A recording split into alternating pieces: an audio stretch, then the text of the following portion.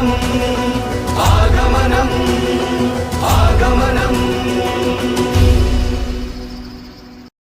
हो तेरे चरण हो हृदय में मेरे, मेरा हृदय हो चरणों में तेरे।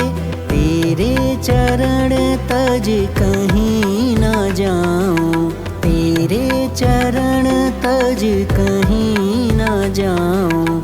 तुम्हें ना एक पल कभी भुलाऊं, वरदान तुमसे गुरुए चाहूं। तुम्हें ना एक पल कभी भुलाऊं। ओ तेरे चरण हो हृदय में मेरे, मेरा हृदय हो चरणों में। तज्जयति परम ज्योति समम समस्तैरनंत पर्याये।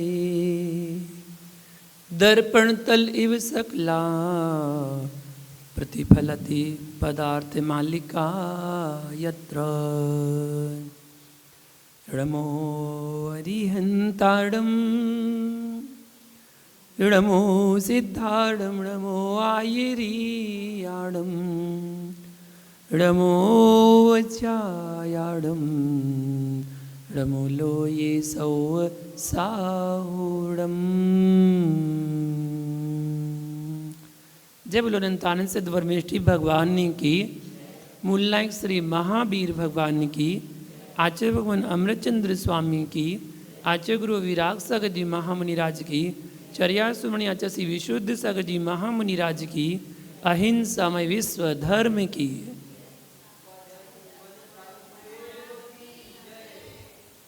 महानुभाव,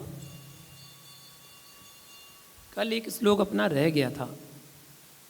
वात्सल्य के बारे में तो जाना ही नहीं, प्रभावना अंग के बारे में जान लिया, वात्सल्य क्या चीज़ है उसके बारे में नहीं जाना। बिना वात्सल्य की प्रभावना कैसे हो? वात्सल्य तो होना अनिवार्य है। तो आचार्य भगवान ने श्लोक के माध्यम से बताया वात्सल्य अंग क्या है। अधमवरत महिंसायाम शिव सुख लक्ष्मी निवंदने धर्मे सर्वेष्वपि च सधर्मेषु परमं वात्सल्यमालम्ब्यम्। आचार्य भगवान यहाँ पर बता रहे हैं मोक्ष सुख रूप संपदा के कारणभूत धर्म में, अहिंसा में और समस्त ही साधर्मी जनों में लगातार उत्कृष्ट वात्सल्य व प्रीति को अवलंबन करना चाहिए। किस किस में? धर्म में, अहिंसा में और समस्त ही साधर्मी जनों में वात्सल्य रखना चाहिए। कितना अच्छा लगता है पढ़ना, काश उसको जीवन में उतार भी लें तो कितना अच्छा लगे। आज हर श्रावक अगर इस पंक्ति को उतार ले कि सभी धर्मियों से साधर्मियों से वात्सल्य रखना चाहिए। त्यागी त्यागी वात्सल्य रखे, श्रावक श्रावक वात्सल्य रखे, एक दूसरे से मिलना बात करना सहज हो जाए तो वह वात्सल्य अलग ही हो जाए। आचार्य भगवान अमृतचंद स्वामी ने हमें अभूतपूर्व परमामृत सूत्र प्रदान किया है कि तुमने आज तक दूसरों को स्थिर किया है लेकिन स्वयं में स्थिर नहीं हुए। स्थितीकरण से आगे बढ़ रहे हैं अपन, हम दूसरों को तो स्थिर करने में लगे रहते हैं लेकिन हमने अपने आप को स्थिर नहीं किया, दूसरे को सुधारने में लगे हैं। यदि स्वयं में स्थिर हो गए होते तो कभी पर की स्थिरता की बात करने की आवश्यकता ही नहीं थी। पड़ोसी के घर में जब इष्ट का वियोग होता है तो हम सभी समझदार हो जाते हैं, हम सभी समझदार हो जाते हैं। होनी है, होनी को कौन टाल सकता है, देखो अब तुम्हारे रोने से क्या होगा, संभालो अपने आप को, अब तुमसे ही सबको चलना है, तुमसे ही पूरा परिवार चलना है। कितने समझदार हो जाते हैं हम, उसको समझाने के लिए जाते हैं, कितने समझदार हो जाते हैं। और जब स्वयं के घर में इष्ट का वियोग होता है तब क्या होता है? तब वही समझ पलायन कर जाती है, भाग जाती है। फिर वो पड़ोसी आपके यहाँ आता है, वो कहता अरे भैया आप तो हमसे कह रहे थे होनी है, होनहार को कौन बदल सकता है, अब आप ही रो रहे हो क्यों? अब वो समझदार है, आप ना समझ हो गए। वो ज्ञानी है, आप अज्ञानी हो गए। पहले वो अज्ञानी हुआ, आप ज्ञानी हुए, इसलिए आप समझाने पहुंच गए। जो दूसरों को समझाने के समय आती है वो समझ पलायन कर जाती है जब खुद पर बीतती है। उस समय समझ से कह देना कि हे समझ, जीवन की अंतिम बेला में जब मेरे ऊपर संकटों के पर्वत टूट रहे हों, जब मेरी अंतिम श्वास निकल रही हो, उस दिन समझ चाहिए। अहो उस दिन समझ आ जाए तो विश्व में तुमसे बड़ा समझदार नहीं है। उस दिन समझ में आ जाए, जब अंतिम श्वास निकल रही हो तब समझ में आ जाए कि क्या सही है क्या गलत है, तब समझना कि समझदार तो आप ही है। इसलिए तो हमारे बड़े बुजुर्गों ने कहावत बनाई है, अंत भला सब भला। जीवन भर तुमने कुछ भी करा हो, कम से कम अंत में तो समझ आ जाए कि मुझे क्या करना है क्या नहीं करना है। भैया इस अंतिम दिन को कहता है कि यह मेरे जीवन का प्रथम दिन होगा कि जिस दिन बीत राग जिनेंद्र का कीर्तन स्मरण करते हुए मेरी अंतिम पलक झपकेगी। बस पलक झपकी नहीं कि पलक खुल गई। जैनागम क्या कहता है? पलक झपकी नहीं कि पलक खुल गई। यहाँ पलक झपकी, यहाँ पलक बंद हुई और वहाँ पलक खुल गई, वहाँ आपका जन्म हो गया। कौन कहाँ भटक रहा है, कौन सी आत्मा भटक रही है, वहाँ तो पलक खुल गई, जन्म हो गया। यह स्थितिकरण अंग है। स्थितिकरण किस किस का करें? स्वयं का भी करें और पर का भी करें। पर जो व्यक्ति स्वयं गिर रहा है, जो व्यक्ति स्वयं गिर रहा है, स्वयं पतित है, स्वयं दुर्बल है, निर्बल है, भाई दूसरे को क्या हस्त का आलम्बन दे सकता है? कमजोर व्यक्ति, एक पहलवान व्यक्ति गिर गया, अब उसको उठाने के लिए हाथ दे रहा है, भाई आजा उठा दूं तुझे। पता चले उसने हाथ पकड़ा और तुम ही नीचे पहुंच गए, तो कमजोर व्यक्ति बलवान व्यक्ति को क्या सहारा देगा? भैया यदि आप किसी को धर्म से जोड़ना चाहते हो तो ध्यान रखना, उसको भी विश्वास दिला देना। क्या? कि मैं धर्म से जुड़ा हूं। अगर आप किसी को धर्म से जोड़ना चाहते हो तो उसको पहले पूरा विश्वास दिला देना कि मैं भी धर्म से जुड़ा हूं। सर्वज्ञ के चरणों में आप इसलिए नहीं झुकते हो कि प्रभु आप विभूति संपन्न हो। आपके यहाँ देव आते हैं, चतुर निकाय के देव आते हैं, आपके समोसरण की विभूति है, बल्कि दृढ़ आस्था है। अमूढ़ दृष्टि अंग में आपको मालूम होगा कि वह विद्याधर एक क्षुल्लक जी बन गए थे। उन्होंने तीर्थंकर का वेश भी बनाकर दिखा दिया, लेकिन रेवती रानी तीर्थंकर को नमस्कार करने नहीं आई। क्यों? तीर्थंकर तो 24 ही होते हैं, इसलिए नहीं गई। और क्षुल्लक का वेश बनाकर आए तो पड़गान कर लिया, आहार करा दिया, क्यों? क्षुल्लक तो होते हैं। क्षुल्लक के वेश में आए थे तो बाकायदा विनय पूर्वक सम्मान पूर्वक एक क्षामी जरूर कहा था, अहो बलभद्र, बलभद्र आ गए, रुद्र आ गए, ब्रह्मा आ गए, विष्णु आ गए, तीर्थंकर आ गए, नमस्कार नहीं किया। और क्षुल्लक आ गए तो नमस्कार कर लिया, क्योंकि उसे मालूम था कि जिनेंद्र की वाणी में लिखा है कि पंचम काल में क्षुल्लक तो होते हैं परंतु तीर्थंकर नहीं होते। तीर्थंकर 24 तो हो चुके, या 25वें भगवान कहाँ से आ गए? रेवती रानी ने नमस्कार नहीं किया क्योंकि दृढ़ श्रद्धा थी। ऐसी दृढ़ श्रद्धा अपनी है क्या? क्या अपनी ऐसी जगा सकते हैं? आचार्य भगवान समन्वद्र जैसी दृढ़ श्रद्धा, दृढ़ वात्सल्यता और दृढ़ स्थितिकरण किसी के पास नहीं था। वे कहते थे परमेश्वर वह होता है जो अविसंवादी होता है और जिसका कोई विरोध नहीं होता है।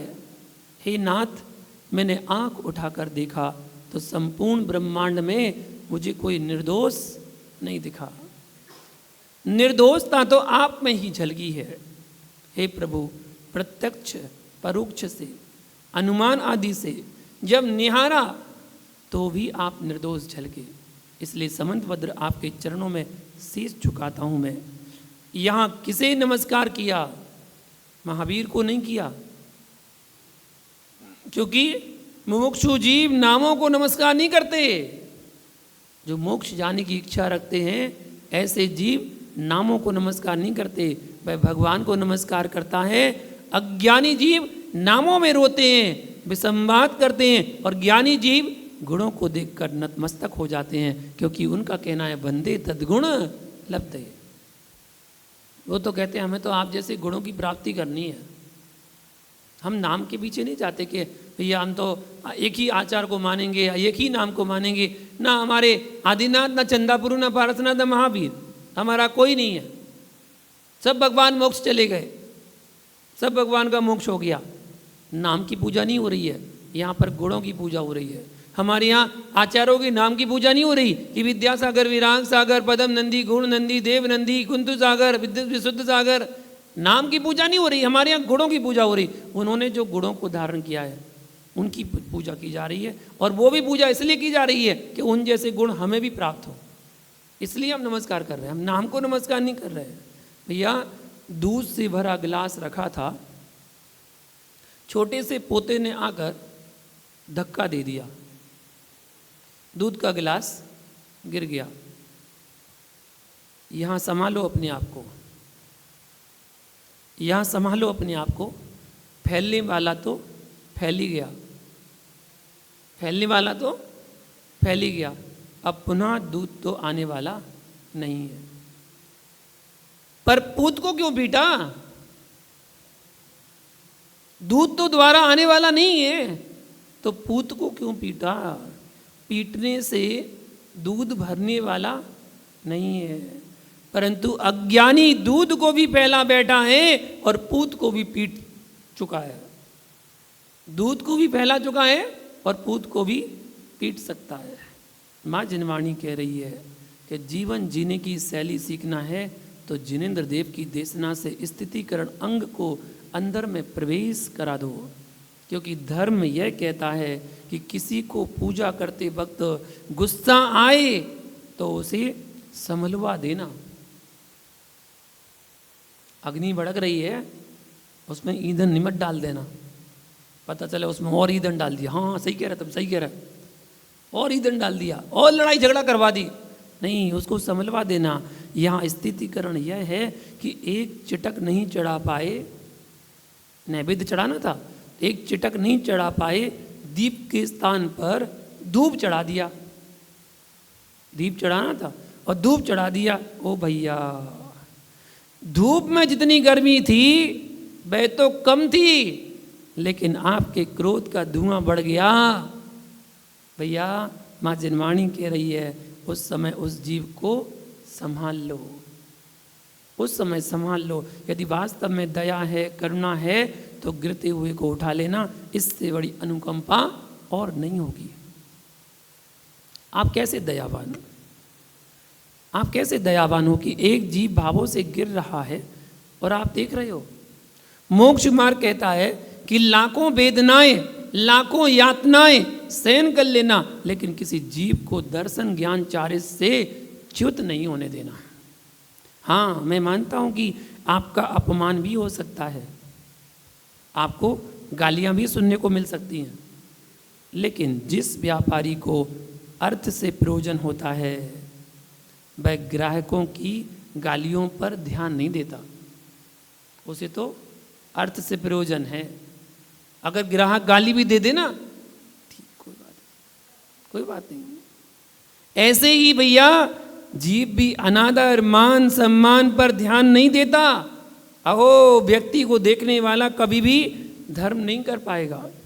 जो व्यक्ति को देखता है वह कभी धर्म नहीं कर पाएगा, क्योंकि व्यक्ति में नियम से राग द्वेष होते हैं। यदि आप व्यक्ति देखोगे तो पहचान वालों की ही जय जिनेंद्र कर पाओगे। जय जिनेंद्र, जय जिनेंद्र, जिन जिनको पहचानते हो ना उनको ही जय जिनेंद्र कर पाओगे, क्योंकि तुम व्यक्ति देखते हो।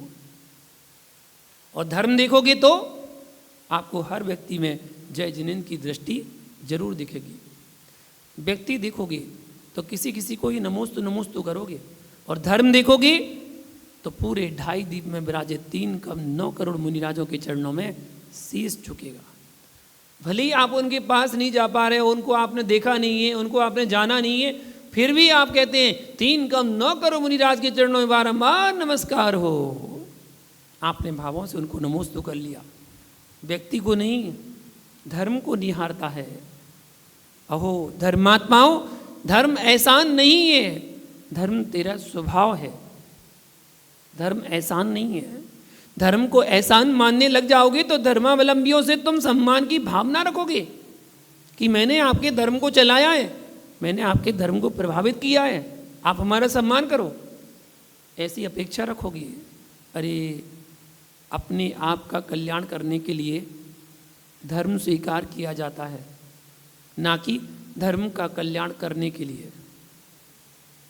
हे वर्धमान, आपने जिन शासन को महान नहीं बनाया, दुनिया कुछ भी कहे, लेकिन वर्धमान से पूछोगे तो कह देंगे कि हमने जिन शासन को नमोस्तु शासन को महान नहीं बनाया, अपितु नमोस्तु शासन को स्वीकार कर लिया है, तो हम भगवान बन गए। उनसे धर्म महान नहीं बना, उन्होंने धर्म को स्वीकार किया तो वो महान बन गए। अहो श्रमण संस्कृति का जो आश्रय लेते हैं वो भगवान बन जाते हैं। यहाँ विवक्षा समझना, व्यक्ति पर जोर देंगे तो जिन शासन महावीर से अथवा आदिनाथ से प्रारंभ हो जाएगा।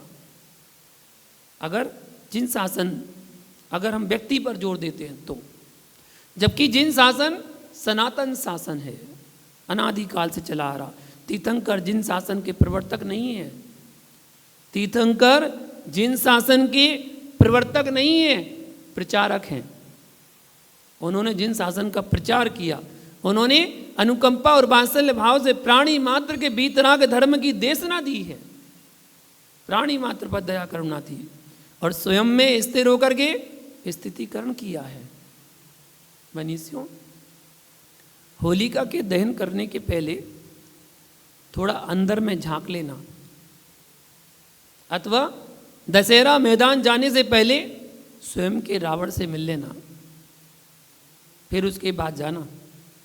प्रहलाद होलिका का पुत्र नहीं, भाई का बेटा था, उसको लेकर पहुंच गई थी जलने के लिए, पर जला नहीं सकी। जलने के लिए पहुंच तो गई थी लेकिन जला नहीं सकी। लेकिन आज तक होलिका को जलाया जा रहा है। एक बेटे को जलाने वाले के लिए हमारी संस्कृति ने सहन नहीं किया, आज तक जलाया जा रहा है उसे। परंतु ध्यान रखना, जो अपनी बेटी के टुकड़े टुकड़े पेट में ही कर रही हैं, उनकी होलियाँ कितनी जलेंगी, उनकी होलियाँ कितनी जलेंगी। इसलिए पहले अपने हृदय से पूछ लेना कि कितना पवित्र हूँ, और संकल्पी हिंसा कभी मत करना, भूल कर भी मत करना। रावण को जलाने तो पहुँच जाते हो। क्या रावण ने किया क्या था? क्या किया था? सीता का हरण, बस। और कुछ किया था? सीता के साथ जोर जबरदस्ती कभी नहीं की। ओहो, उसने तो कभी जोर जबरदस्ती नहीं की, बस केवल हरण ही तो किया था, और तो कुछ नहीं किया था। उस सीता का हरण करने की वजह से एक महिला पर, एक स्त्री पर कुदृष्टि डालने से, कुदृष्टि डालने का प्रभाव ये पड़ा कि उस रावण को आज तक हर वर्ष उसका पुतला बना के जलाया जाता है। और आज के रावण कितनी सीताओं पर बुरी दृष्टि डालते हैं, उनके तो कोई पुतले नहीं जलाता। यह स्थितिकरण की बात कर रहा हूँ। चाहे 1 दिन का गर्भपात हो या 9 महीने का हो, जिन शासन कहता है कि पंच इंद्रिय जीव का ही घात किया है, वो आत्माओं आचार्य विराग सागर जी, आचार्य विद्यासागर जी की माँ सोच लेती कि कौन पालन करेगा, कौन पालन करेगा। तो आज बुंदेलखंड और सारे देश में श्रमणों की जो भीड़ दिख रही है ना, उसे दिखाने कौन आता? कौन आता बताने? घर में खाने को ना हो तो उसके पुण्य पर छोड़ देना, लेकिन एक भावी भगवान के टुकड़े करके करने के विचार मन में कभी मत लाना। यदि स्थितिकरण समझ रहे हो तो वो चेतन स्थितिकरण तेरे अंदर का विषय है। जब रावण को जलाने दशहरा मैदान में जाओ तो अपने मन से पूछ लेना कि तूने कितनी सुंदरियों को निहारा है, किसमें ताकत है रावण में आग लगाने की। यदि रावण होता तो एक बात आपसे कहता कि हे मानवों, मैं अग्नि में जलने से भयभीत नहीं हूँ, मुझे आप जला दो, लेकिन इतनी कृपा करना कि उन पवित्र हाथों से अग्नि लगवाना जिसने कभी पर नारी पर दृष्टिपात ना किया हो, उससे जलवाना। मन में भी ना किया हो, वचन में भी ना किया हो, और शरीर से भी ना किया हो। ऐसे पवित्र पुत्र जो हों तो मेरी दृष्टि, मेरी यष्टि, यष्टि मतलब देह पर अग्नि लगवा देना, उससे लगवाना। लेकिन पूरे संसार में कोई ऐसा मिलेगा नहीं। और शरीर से भी ना किया हो, मन से, वचन से, काय से। कोई काय से नहीं कर रहा तो वचन से कर रहा, कोई वचन से नहीं कर रहा तो मन से कर रहा, सब कर रहा है। अभी नहीं कर रहे तो पहले किया, पहले नहीं किया तो और पहले किया, कभी ना कभी तो किया। यदि दृष्टिपात किया तो भोली आत्मन मेरी दशा देख लो। मैं पैदा हुआ था कब? रावण कह रहा है मैं पैदा हुआ था मुनि सुव्रत शासन में, मैंने पाप किया था मुनि सुव्रत के शासन में, और आज तक करोड़ों वर्ष बीत गए पर जल रहा हूँ महावीर के शासन काल में। मुनि सुव्रत के शासन काल में पैदा हुआ था और महावीर के शासन काल में आज तक जल रहा हूँ। अहो, इस शरीर की चिताएं जल जाएंगी पर कलंक की चिता जलने वाली नहीं है। कोई विश्व में आज तक नहीं हुआ जो कलंक की चिता जला दे। यह रावण नहीं जल रहा, वह तो तीर्थंकर बनेगा। रावण का कलंक जल रहा है और जब तक जलेगा जब तक कोई दूसरा तीर्थंकर नहीं आ जाएगा। यह पंचम काल की श्वासों तक जलता रहेगा।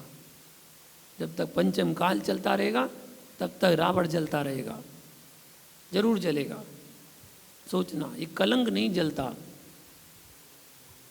व्यक्ति अपने कर्म काट के मोक्ष चला जाता है, अपने कर्म कलंक को काट देता है, लेकिन अपने कलंक को कभी नहीं काट पाता है, कभी नहीं काट पाता। आज भी उसको उस कलंक में याद किया जाता है।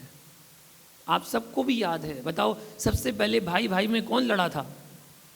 भाई भाई की लड़ाई हुई थी, किसकी हुई थी? देखो, कलंक लगा ना। ये भाई भाई में कलंक लगा है कि भाई भाई में लड़ाई हुई थी, वो कलंक आज तक लगा हुआ है। भरत कहाँ गए? कहाँ गए? दोनों ने अपने कर्म कलंक को काट दिया और मोक्ष चले गए, लेकिन वो कलंक जो उनके जीवन में लगा था वो आज भी दोहराया जा रहा है। जो तीसरे काल में लगा था वो आज भी दोहराया जा रहा है कि कलंक लगा था, भाई भाई लड़े थे। ऐसी ना, बताओ, जुआ में कौन प्रसिद्ध हुआ था? युधिष्ठिर। कहाँ गए? मोक्ष चले गए। लेकिन जुआ में कौन प्रसिद्ध हुआ? युधिष्ठिर हुआ। अच्छा, अंजन कौन थे? दो, अभी भी चोर ही कह रहे हो। और वो कहाँ गए? वो तो मोक्ष चले गए, स्वर्ग नहीं मोक्ष। अंजन बन गए निरंजन, मोक्ष हो गए, सिद्ध भगवान बन गए। और आज भी आप क्या कह रहे हैं? अंजन चोर, अंजन चोर। कलंक लगा हुआ है ना, तो जीवन का कलंक मिटने वाला नहीं है। वो चेतन जलाना चाहते हो तो ध्यान की अग्नि से कर्मों के समुदाय को जलाओ। दोष पर्याय ने किया था, क्रोध आपने। अहो, क्रोध की चर्चा आती है तो बीतरागी मुनिराज द्वीपायन आंखों के सामने खड़े होकर संदेश देते हैं कि हे क्रोधी, तुझे भटकना ही होगा। चाहे धर्म के पीछे क्रोध करना और चाहे कर्म के पीछे करना, क्योंकि अग्नि चाहे चंदन की हो और चाहे बबूल की हो अथवा बेशरम की हो, अग्नि का काम तो जलाना ही है। इसी प्रकार चाहे तुम पुत्र पुत्रियों पर क्रोध करो और चाहे तुम धर्म के नाम पर करो, परंतु सिद्धांत कहेगा कि कर्म का बंध तो निश्चित है।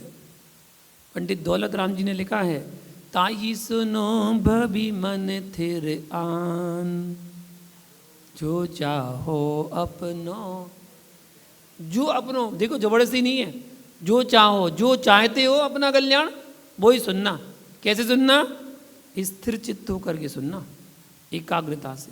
यदि क्रोध आ रहा हो, लोभ आ रहा हो, मान सता रहा हो और काम सता रहा हो, तो उस समय अपने आप को अपने आप से, अपने आप के लिए, किससे?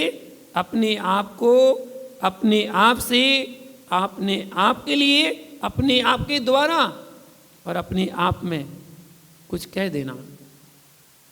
बाहर कहने में यदि शर्म लगे तो भैया अपने आप को अपने आप में ले जाना, अपने घर में प्रेम से समझा देना कि यह उचित नहीं है, आप जो क्रिया कर रहे हैं यह उचित नहीं है। आप अपने आप को अपने आप से समझा देना। भैया जन्मता तू वासना की सैया पर है, परंतु ज्ञानी वो होता है जो संलेखना के संस्तर पर आरूढ़ होकर परमेश्वर बन जाता है। इसलिए जीवन में ध्यान रखना, यह प्रवचन आप आज के लिए नहीं सुन रहे हो, यह उस दिन के लिए सुन रहे हो जिस दिन यह आंख तुम्हारी बंद होगी। उसकी तैयारी कर लेना। वो चेतन, जब पथ भला है तो अंत भला होता है, पथ भला नहीं है तो अंत कभी भला नहीं हो सकता है। प्रज्ञा से विवेक अनिवार्य है और विवेक के साथ युक्ति अनिवार्य है, जिसे आप लोग जुगाड़ कहते हैं। युक्ति को कहते हैं जुगाड़। आचार्य भगवान अमृतचंद स्वामी कह रहे हैं, जिनवाणी के सूत्रों से स्वयं के लिए भी और दूसरों के लिए भी स्थितिकरण करना चाहिए।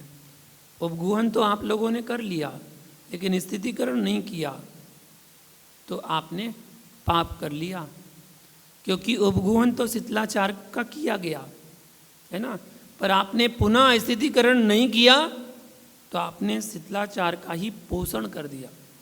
अहो ज्ञानी आत्माओं, जीवन में यह भावना भाना कि हे नाथ, इन नैनों से कभी शिथिलाचार को ना देखूं। भैया कोई जीव श्रद्धा से डामाडोल हो रहा हो तो आपका कर्तव्य बनता है कि वह श्रद्धा नहीं खो देवे। कोई विपरीत ज्ञान में जा रहा हो तो उसे जिनवाणी पढ़ने को कहें। संयम से च्युत हो रहा हो तो कहना कि आप घबराओ नहीं, आपको तो बहुत बड़ी विभूति मिली है, आपने तो रत्नत्रय को धारण किया है। यदि कोई साधक आपको विपरीत परिणमन करते दिख गया तो आप स्थितिकरण करना, पहुंच जाना एकांत में और सिर टेक कर तीव्र भक्ति प्रकट करना और कहना, हे भगवान आप धन्य हो। इस कली काल में लोग विषयों में लिप्त हैं, लोग राग में लिप्त हैं, लोग परिग्रह में लिप्त हैं, परंतु धन्य हो आपकी इस अवस्था को कि आपने इस काल में वीतराग श्रवण के स्वरूप को स्वीकार किया है। हम तो आपके चरणों की धूल भी नहीं है। तुम्हारी मधुर प्रार्थना से उस शीतलाचारी के अंदर से शीतलाचार का जहर जरूर निकल जाएगा। यही तो स्थितिकरण है। स्थितिकरण किया था किसने? बारीशरण स्वामी ने।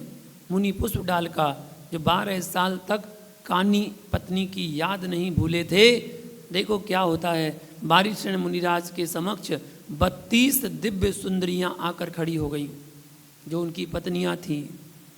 नमोस्तु निवेदन करने लगी। इधर मुनिराज पुष्प डाल देख रहे थे, पर बारीशरण मुनिराज ने अपनी माता से पुष्प डाल की कानी पत्नी को भी बुलाने हेतु कहा। मुनिराज बारीशरण बोले, हे पुष्प डाल, ये 32 रानियां खड़ी हुई हैं और ये 33वीं आपकी स्त्री खड़ी हुई है। इनमें स्वीकारो जो तुमको सुंदर लगे, जो तुम्हें अच्छी लगे स्वीकार लो। अहो क्या कहते हैं वो पुष्प डाल, धिक्कार हो मुझे, 12 वर्ष तक कानी का स्मरण करता रहा। चलो स्वामिन चलो, धिक्कार हो मेरी अशुद्ध वृत्ति को। ये तो वमन करके चाटने की वृत्ति है। पहले वमन कर दिया और फिर उसको चाट रहे। वो चेतन हो गया खेल। जो 12 वर्ष तक द्रव्यलिंग में जिया, एक मुहूर्त में भावलिंग का उदय हो गया। ये स्थितिकरण है। मनीषियों, वात्सल अंग क्या कहता है? सभी साधर्मियों से वात्सल्य भाव रखो। सबके प्रति वात्सल, और वात्सल सीखना है तो गाय के बछड़े जैसा। गाय अपने बछड़े को दुलार करती है, चाटती है, ऐसे तुम भी प्रेम वात्सल्य भाव बनाकर रखना। जीवन मिलाएं, अच्छे से जियो ना, हिल मिलकर जियो ना। बुद्धि तुच्छ है, उसे पंथों में मत बांटो। हम दिगंबर पंथी, हम श्वेतांबर पंथी, हम 13 पंथी, हम 20 पंथी, हम सोनगढ़ पंथी, हम समैया पंथी। कितने पंथों में बांटोगे अपने आप को? मत बांटो, उन पंथों में मत बांटो, ना ही कंथों में बांटो, ग्रंथों में मत बांटो, उन्हें कहीं नहीं बांटो। कल्याण चाहते हो तो, कल्याण चाहते हो तो निर्गंध भगवंतों की आराधना करो। भैया ये जोड़ने का शासन है, तोड़ने का शासन नहीं है। मत कहो कि मैं बड़ा, ये छोटा, पता नहीं कौन सी पर्याय में खड़े मिलोगे। आज कह रहे हो ये बड़ा ये छोटा, मैं बड़ा मैं छोटा, ये छोटा, आज बड़ा छोटा कर रहे हो, पता नहीं कौन सी पर्याय में खड़े मिलोगे। फिर नहीं पूछोगे कौन बड़ा और कौन छोटा। स्वान भी देव हो जाता है और देव भी स्वान हो जाता है। स्वापी देवोपी देवा स्वा जायते धर्म किल विसाद कापी नाम भविदन्या संपद धर्माक्षरीणाम। धर्म के प्रभाव से कुत्ता देव हो जाता है और अधर्म के प्रभाव से देव भी कुत्ता हो जाता है। इसलिए अहंकार मत करो। वीतराग शासन ही सत्य शासन है। धर्म से वात्सल रखो, धर्मात्मा से वात्सल रखो, हर व्यक्ति से वात्सल रखो, सबके प्रति करुणा का भाव, वात्सल का भाव रखो। और फिर प्रभावना अंग को जीवन में धारण करो। एन केन प्रकार कैसे भी हो, जिन धर्म की प्रभावना होना चाहिए, खूब जिन धर्म की प्रभावना करो, अच्छे से करो। इतनी प्रभावना करो, इतनी प्रभावना कि बाहरी प्रभावना के साथ साथ आत्म प्रभावना भी हो जाए, वो प्रभावना करो। ऐसी प्रभावना होना चाहिए। आचार्य भगवान ने कहा, निरंतर रत्नत्र के तेज से अपनी आत्मा को दान, तप, जिन पूजा, विद्या के अतिशय से इनकी वृद्धि करो। ये जिन धर्म की प्रभावना है, प्रभावना में लगी जाओ। और मैंने कल बताया था कि प्रभावना बैंड बजाने से नहीं होती है, ढोल बजाने से नहीं होती है। प्रभावना बाहर जाके अनाउंस करने से नहीं होती है। प्रभावना तो फ्री में हो जाती है, फ्री में हो जाती है, कोई पैसा नहीं लगते। बस अपनी क्रियाओं को, चर्या का पालन करने लग जाओ, प्रभावना हो जाएगी। संध्या काल में कहीं भी आप सफ़र कर रहे हैं, अपना डिब्बा खोल के खाना खाने बैठ जाओ, बस हो गई जिन धर्म की प्रभावना। जो भी निकलेगा क्या कहेगा? जैनी होगा भैया, जैन धर्म में रात को नहीं खाते। प्यास लगी है, जहाँ भी पानी पीना हो, ठीक है, छन्ना लगा लो, रूमाल लगा लो, नाक पहुँचने के लिए रूमाल तो रखते ही हो, पानी छानने के लिए और रखने लगो। एक छोटा सा कपड़ा रखो, जहाँ भी प्यास लगी छन्ना लगाया, पानी पी लिया, बस हो गई जिन धर्म की प्रभावना। यही तो प्रभावना है। सम्यक ज्ञान की व्याख्या हो रही है। आचार्य भगवान कहते हैं कारण कार्य भाव। अमृतचंद स्वामी 2 गाथाओं के माध्यम से बता रहे हैं कारण कार्य भाव क्या है। कारण है, कार्य है तो कारण भी जरूर होगा, कार्य है तो कारण भी जरूर होगा। दोनों एक दूसरे को समझना। आज आप यहाँ पर बैठे हैं, ये भूत का कोई ना कोई कारण है जो आज यहाँ पर बैठे हैं, और जो आज यहाँ पर बैठे हैं ये भविष्य के लिए कारण तैयार कर रहे हैं। ये तो कारण कार्य संबंध है। बिना कारण के कार्य होता ही नहीं है। आज का कार्य भविष्य के लिए कारण बन रहा है, और आज का कार्य भूत का कारण है जो आप यहाँ पर बैठे हैं।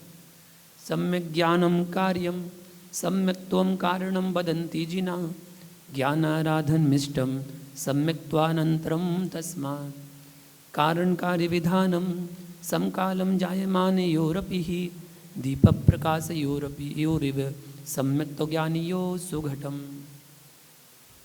आचार्य भगवान कह रहे हैं जिनेन्द्र देव सम्यक ज्ञान को कार्य और सम्यक्त को कारण कहते हैं। इस कारण सम्यक्त के बाद ही ज्ञान की उपासना ठीक है। और क्या कहा?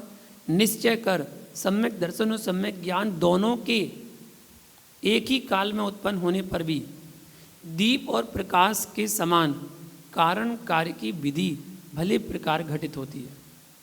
यद्यपि देखा जाए तो दोनों एक साथ उत्पन्न होते हैं, लेकिन समयवर्ती कुछ अंतर रह जाता है कि दर्शन पूर्वक ज्ञान, दर्शन पुब्बम नाणम छदमत्ताण दुर्निजा होगा जुगवम जम्मा केवलीणा हे जुगवम तो ते दो भी। क्या कहते हैं आचार्य भगवान नेमीचंद स्वामी? छदमस्त लोगों के लिए दोनों भिन्न भिन्न, दर्शन पुब्बम नाणम, पहले दर्शन होगा फिर बाद में ज्ञान होगा, और जुगवम जम्मा केवली, केवली के लिए दोनों युग्मम, दोनों एक साथ होते हैं, दर्शन ज्ञान एक साथ होते हैं। आचार्य अमृतचंद स्वामी ने सम्यक ज्ञान की चर्चा करते हुए कहा है कि जीव का लक्षण चेतना है, जिसमें चेतना है वही चैतन्य है, वही चैतन्य भगवती आत्मा है।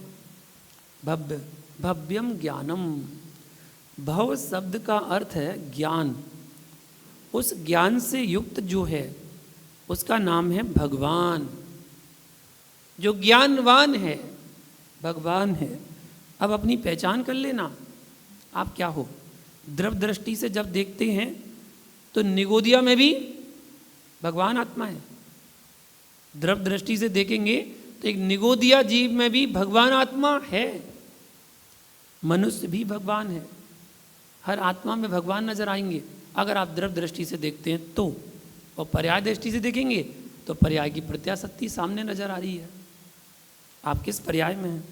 जब राग की तृष्णा और भोगों की लिप्सा में मनुष्य पाप के पंख में फंस जाता है, तब उस पंख में फंसे मन को निकालने के लिए मन हस्ती को ज्ञान का अंकुश चाहिए। अहो, पाप तूने किया और उसे धोने भगवान आएंगे। पाप तूने किया, उसे धोने कौन आएंगे? भगवान आएंगे। मुझे तो एक समझ में नहीं आता, हम सारा दोष भगवान पर क्यों मरते हैं?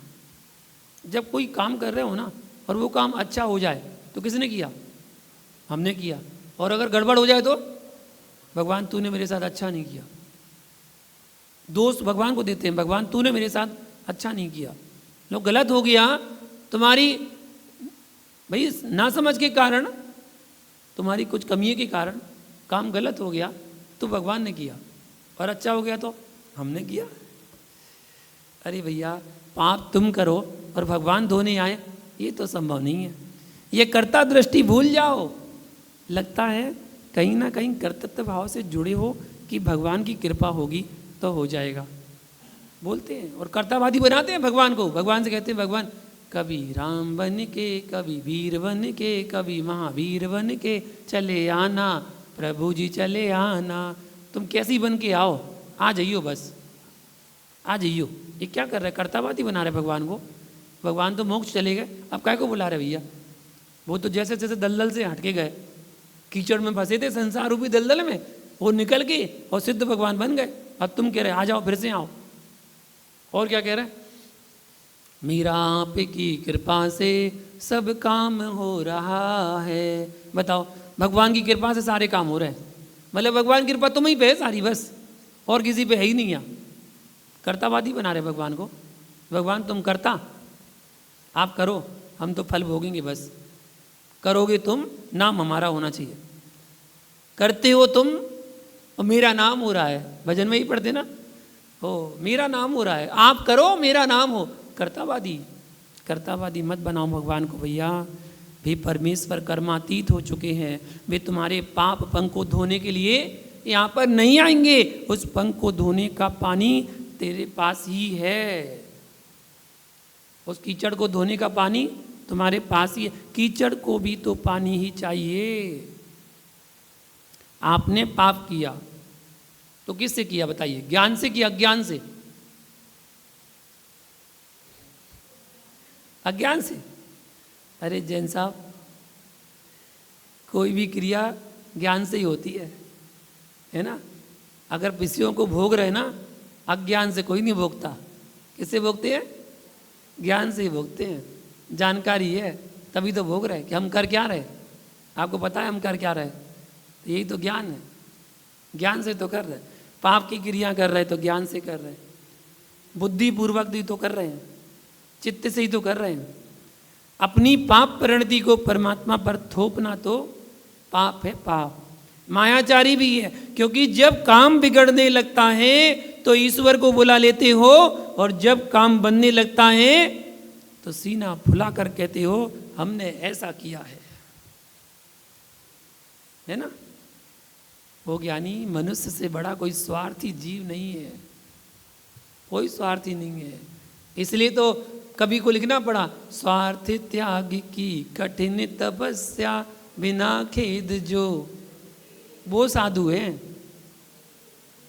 वो ज्ञानी साधु हैं जो जगत के, संसार के सभी दुखों के समूह को हरण करते हैं। वो साधु है, उन्हें स्वार्थ नहीं है, उन्हें स्वार्थ का त्याग कर दिया उन्होंने। सबसे बड़ा स्वार्थी कोई है तो मनुष्य है, सभी जीवों से अपना काम निकाल लेता है। जब अपना नंबर आता है तो कहता है मैं तो भगवान आत्मा हूँ, मैं तो अकर्ता हूँ। शिष्य ने प्रश्न किया कि भगवान शुद्ध आत्मा की प्राप्ति कैसे हो? तब आचार्य कुंद स्वामी ने कहा, कह सो धिपदि अप्पा पन्नाए सो दुघिपदे अप्पा जय पन्नये विभत्तो तय पन्ना एव घितब्बो। क्या कहते हैं?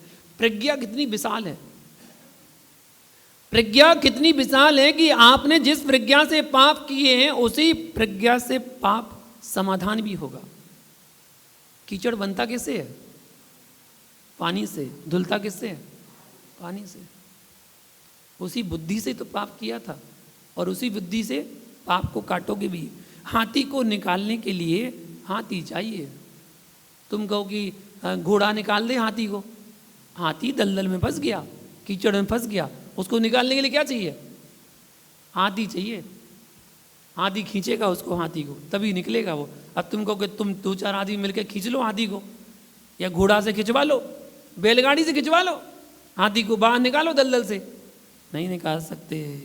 उसी तरह पाप से निकलने के लिए पुण्य ही चाहिए।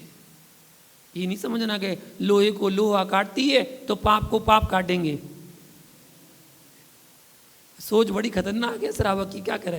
बोले देखो गुरुजी, ऐसे ही होता ना, लोहे को लोहा काटता है तो पाप को पाप काटेगा, और पाप करो।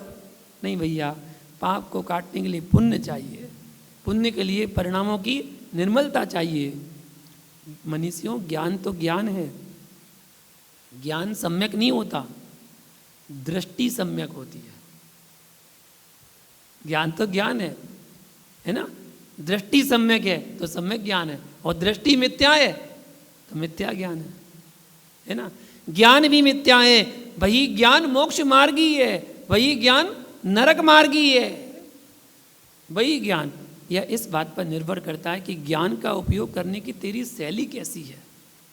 एक जीव ज्ञान के द्वारा पांडवों को अग्नि में जला रहा है, वो ज्ञानी। कौरवों के पास क्षयोत्सव नहीं होता तो लाक्षागृह को कैसे बना देते?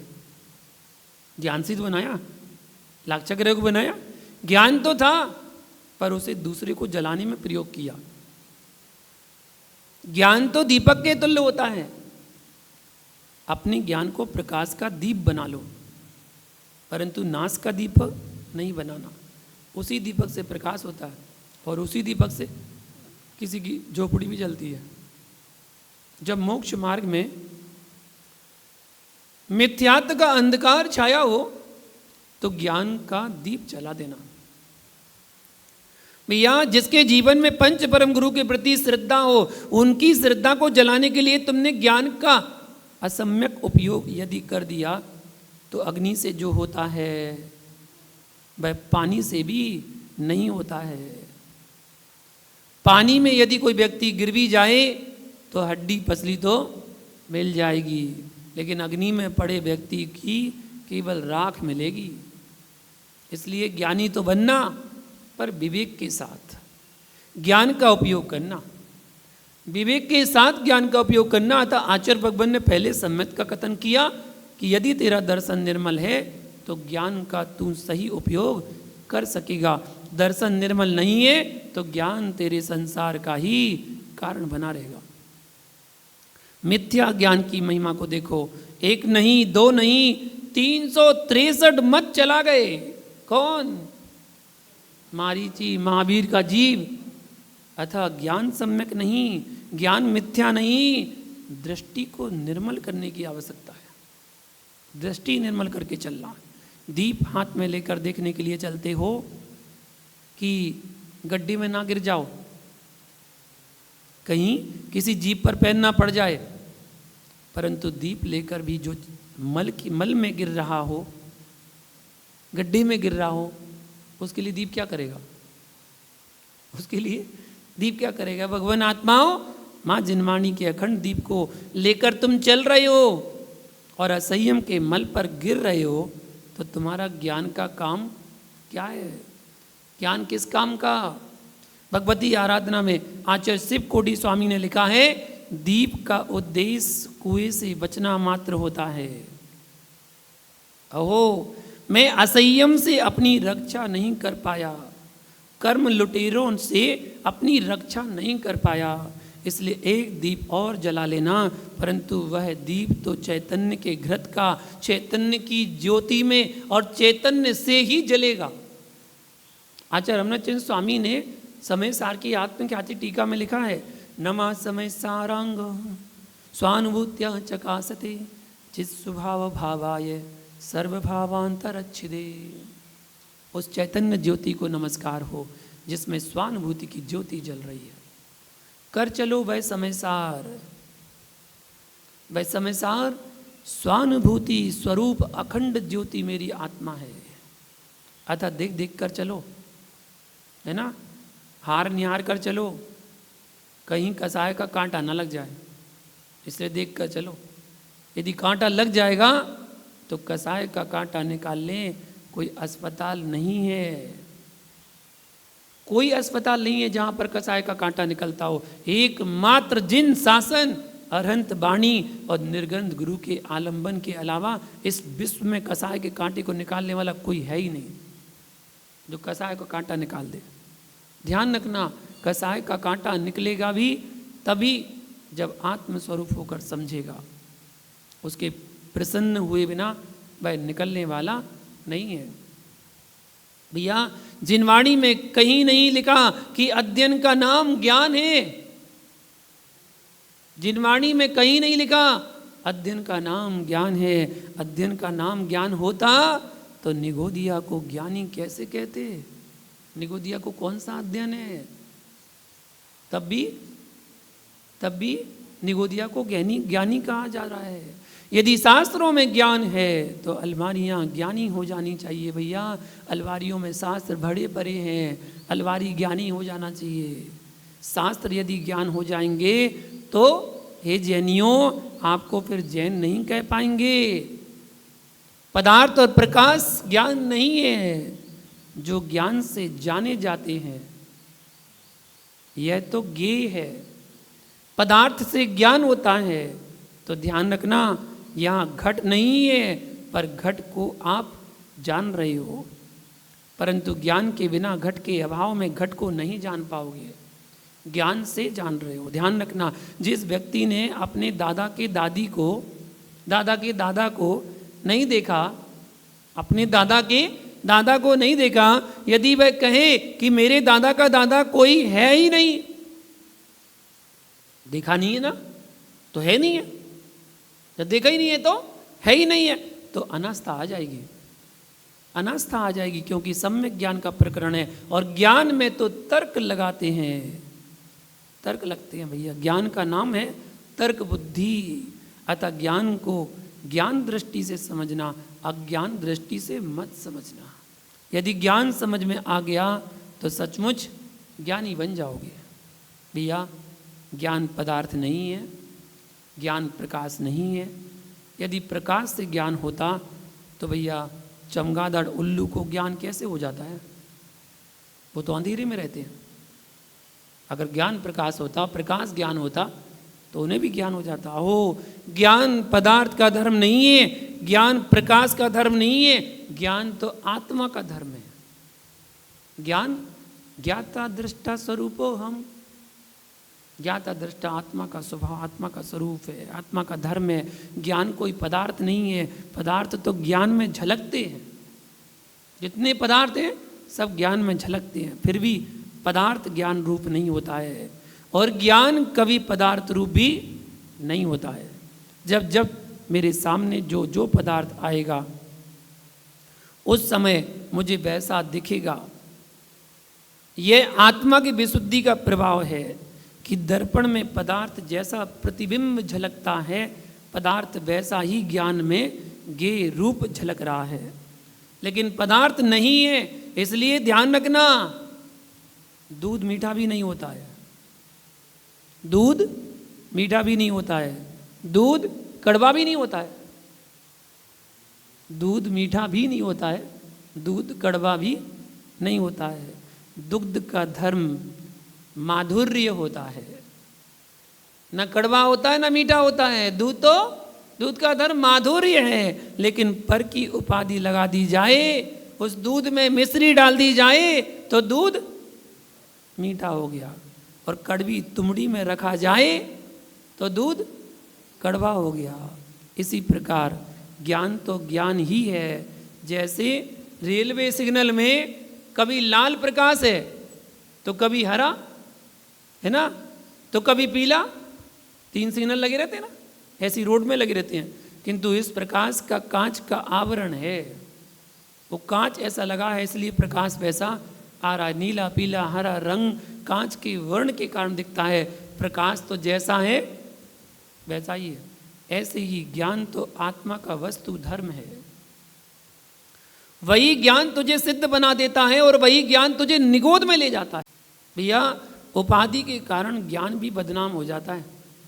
जैसे आप बहुत सज्जन पुरुष हो, लेकिन आपकी संतान ने कोई गलत काम कर दिया तो आप सोचते हो बेटा तूने तो मेरी नाक काट दी, ऐसे कहते ना, बेटा तूने तो मेरी नाक काट दी। लेकिन कुछ नहीं हुआ है, तुमने पर को अपना स्वीकार लिया है।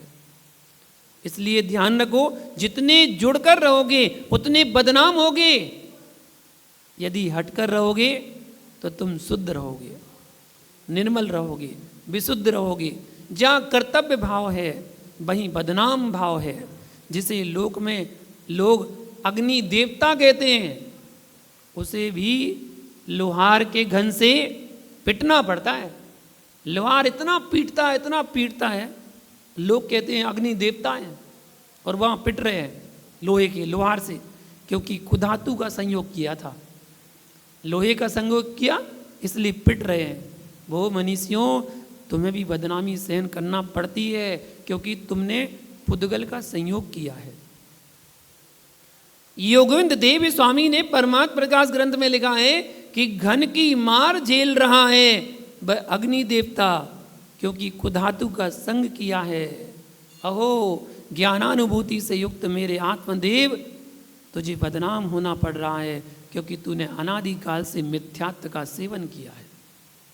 इसलिए अपने ज्ञान का सम्यक उपयोग क्यों नहीं कर लेता? अपनी ज्ञान की धार को मिथ्यात्व में नहीं ले जाना। वो ज्ञानी आचार्य भगवान कह रहे हैं कि ज्ञान के क्षेत्र में संतुष्ट नहीं होना। बस 2 सांस पढ़ लिए हमने तो हम बस ठीक है, हम तो ज्ञानी हो गए। नहीं, संतुष्ट मत होना। संयम के क्षेत्र में कभी संतुष्ट नहीं होना और वृद्धि करते रहना। संतुष्ट तो कसाय में हो जाना चाहिए, संतुष्ट तो कसाय में हो जाना कि बहुत हो गई। बस ज्ञान के लिए हर समय बालक बनकर जीना, संयम के लिए बालक बनकर जीना, संयम के लिए हमेशा प्राप्त करने की भावना रखना। बूढ़े बन जाना, बूढ़े संयम है कि संयम के लिए हर समय बूढ़े बन जाना, पता नहीं कब मृत्यु हो जाए, पता नहीं कब मृत्यु हो जाए, कब अंतिम सांस आ जाए।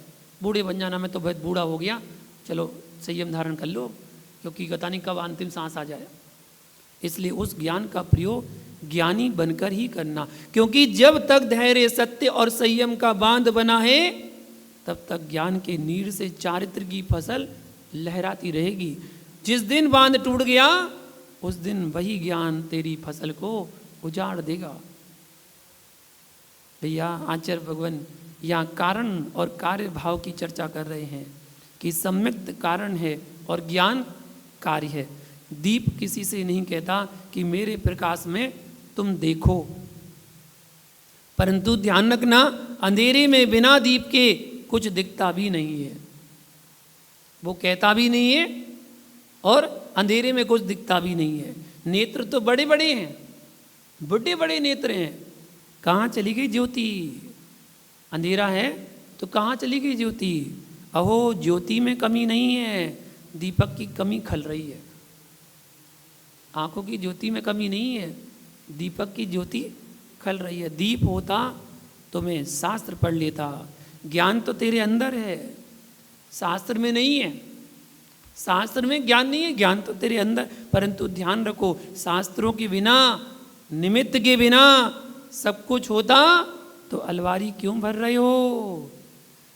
कुछ योग संयोगमय, कुछ योग संयोग यही तो निमित्त है, परंतु उपादान की योग्यता आपकी है।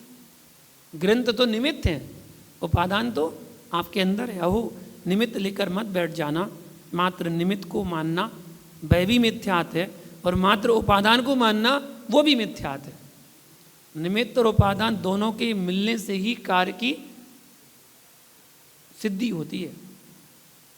अकेला निमित्त कार्य सिद्ध नहीं होता, अकेले उपादान से कार्य सिद्ध नहीं होता। अकेला अकेला मानोगे तो उपादान अकेला तो वो मिथ्यात है। योग्य निमित्त तो उपादान का ही होता है। इसलिए अमृतचंद्र स्वामी ने ये बात की, आप बड़े गौर से समझो। भगवान जिनेंद्र कह रहे हैं कि यदि आप सर्वथा निमित्त को लांग दोगे तो लोक व्यवस्था नहीं चलेगी।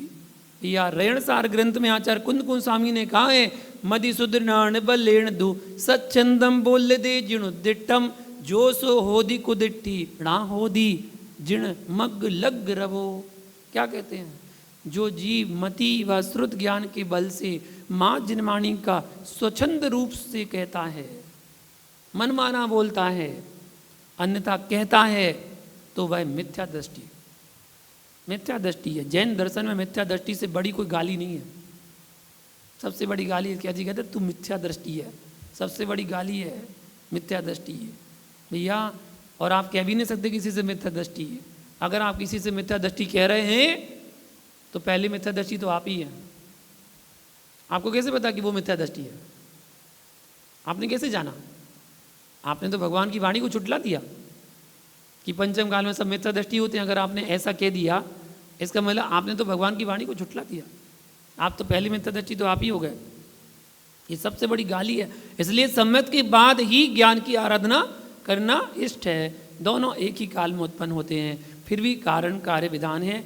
दीपक का होना, प्रकाश का आना, अंधकार का भागना, ये कार्य 3 और समय 1। जैसे ही दीपक जला, अंधकार पहले भागा कि प्रकाश पहले आया? क्या हुआ? ओहो। और देखिए एक साथ कितने काम हो रहे हैं, एक साथ कितने काम हो रहे हैं। दीपक की घी जल रहा है, बाती जल रही है, उष्णता आ रही है, गर्मी आ रही है, अंधकार जा रहा है, प्रकाश आ रहा है। सब कुछ कब हो रहा है? एक ही साथ तो चल रहे हैं, सब एक ही साथ चल रहे हैं। अतः सम्यक होते ही अल्प ज्ञान भी सम्यक हो जाता है और चारित्र भी सम्यक हो जाता है। तो पहले दर्शन पर जोर दें, दर्शन से ज्ञान आएगा और ज्ञान से चारित्र की प्राप्ति होगी। इसी मंगल भावना के साथ जय बोलो महावीर भगवान की।